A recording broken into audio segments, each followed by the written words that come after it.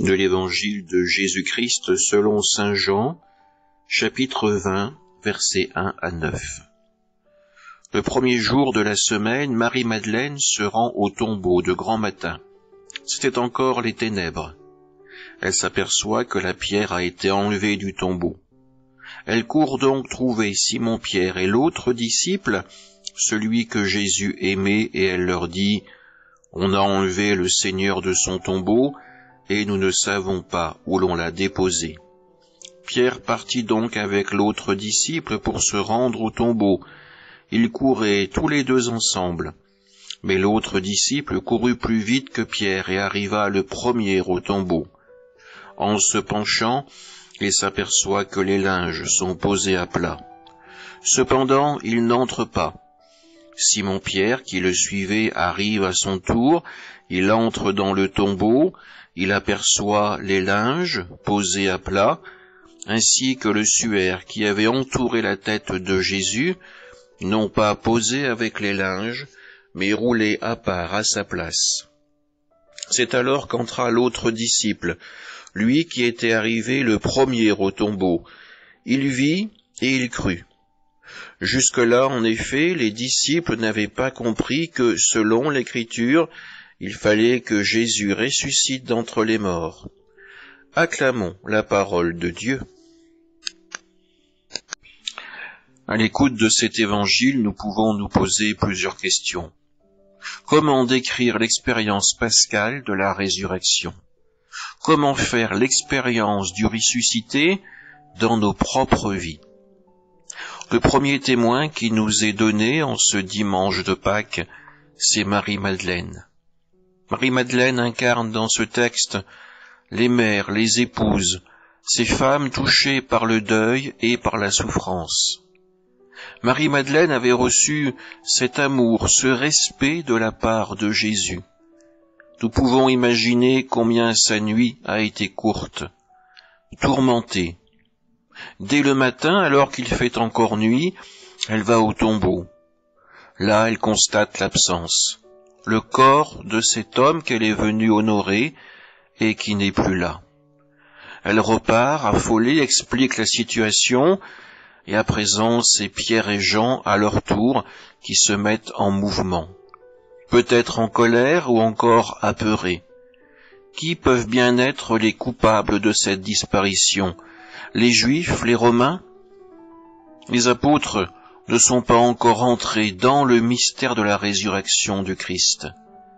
Pourtant, avec eux, nous les voyons, ces indices qui en témoignent, qui convertissent le cœur de Jean. Les bandelettes au sol, le suaire roulé.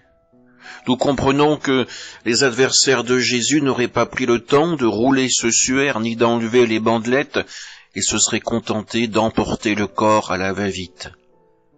Quand nous constatons la scène, quand nous voyons ces bandelettes et ce suaire, nous comprenons que d'une certaine manière qui nous dépasse, Jésus s'est relevé et a pris le temps de déposer ses linges. Et durant la messe, nous avons les mêmes petits indices de la résurrection que ceux qui ont été donnés à ces deux apôtres. Nous avons le corps et le sang du Christ qui sont réunis dans le calice quand le prêtre met une fraction d'hostie dans le vin. Sur cet autel, c'est toute la personne du Christ ressuscité qui se donne ainsi présente, qui se donne à nous. Nous voyons aussi la porte du tabernacle qui est ouverte pendant la procession de communion et qui nous rappelle d'une manière discrète la pierre roulée, le tombeau ouvert. Enfin, il y a le corporal, cette petite nappe que l'on place sur l'autel, là où l'on va déposer les hosties et le calice, là où le corps du Christ Eucharistie, du Christ ressuscité repose. Ce corporal, après la communion, est replié à son tour, comme le suaire au tombeau. Alors oui, quand nous vivons la messe, nous n'insistons pas à un spectacle. Nous ne venons pas écouter un concert ou participer à une réunion d'amis. Par la messe, nous entrons dans l'expérience du Christ ressuscité, nous entrons dans la vie éternelle. Et c'est cette vie éternelle, cette résurrection, que nous annoncerons en sortant de cette Église. Amen.